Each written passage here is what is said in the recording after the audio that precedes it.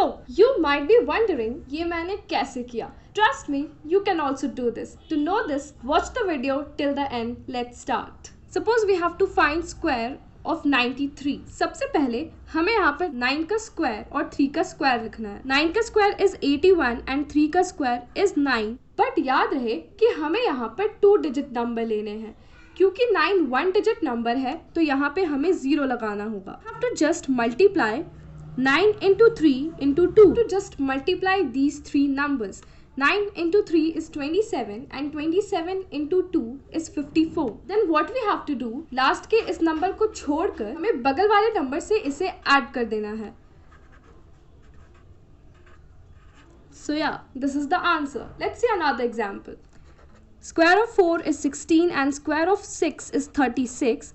Now 4 into 6 is 24 and 24 into 2 is 48. We have 6, 11, 11 and 2. This is the answer. Let's see another example. Square of 8 is 64 and square of 9 is 81. Last digit छोड़कर हमें इसे multiply करके जो भी answer आएगा वो लिखना है.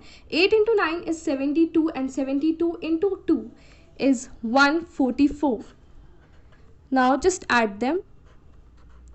Yeah, this is the answer. Let's see last example. Square of 6 is 36. Square of 6 is 36. 6 into 6 is 36 into 2 is 72. 6, 5, 3, 4. This is the answer. So that's all for this video. I hope you like it. Comment section में ज़रूर बताना कि आपको ये trick कैसी लगी.